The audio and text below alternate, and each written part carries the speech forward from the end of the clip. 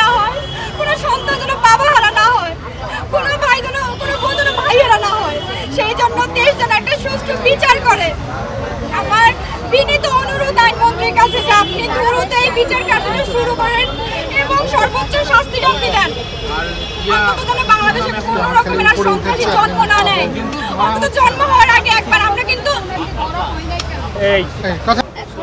আমরা চাচ্ছি আমার বাবার হত্যার বিচার হোক, সুষ্ঠু বিচার হোক, এবং যে সারোয়ার হোসেন যে চিটু তাকে যে এখনো ধরা হচ্ছে না তাকে ধরা হোক, এবং এজাহারে যার 4 জনের নাম বাদ দেওয়া হচ্ছে তাদের 4 জনের নাম যুক্ত করে তাদেরকে ধরা হোক।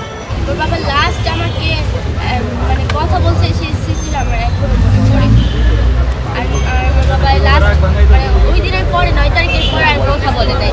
আমার বাবা আমার রাগ ভাঙাইতো, আমাকে অনেক আদর করতো। কঠিন তো কঠিন বিচার হোক। আর বাংলার বুকে যদি আর কোনো চাঁদাবাজ খুনি বা কোনো মানে কোনো ইস্যু না থাকে, মানে হামলাকারী বা ডাকাত সন্ত্রাস কেউ যদি না থাকে, এরকম আর খুনাখুনি যদি না হয় বাংলাদেশে, আমার মতো বাবা হারা যদি না হয়, আমার বোনের মতো যদি কেউ মামা হারা না হয়, আর আমার মার মতো যদি কেউ স্বামী হারা না হয়, আমি এটাই চাই। এখনো তো আমার স্বামী না, আমার ছেলে মেয়েদের ভবিষ্যৎ কে করবো, কে দেখবো, তারা আমার স্বামী বাঁচতে দিল।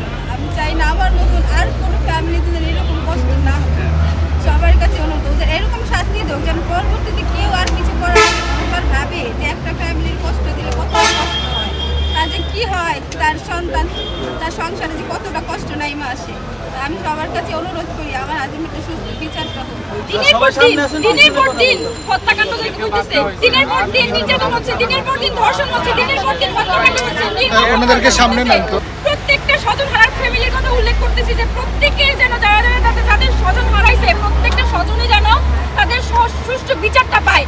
আমি শুধু আমার মামার কথা বলতেছি না, প্রত্যেকটা স্বজন যেন সুষ্ঠু বিচার পায় এবং এমনভাবে বিচার করা হোক যেন পরবর্তীতে কোনো সন্ত্রাসযোগ্য কাজ করার আগে 100 বার ভাবে যে এই বাংলাদেশ হচ্ছে একটা আইন আওতাধীন। এই বাংলাদেশে কোনো রকমের অন্যায় কাজ চলবে না, এই বাংলাদেশে কোনো রকমের কোনো সন্ত্রাসী জন্ম নিতে পারবে না।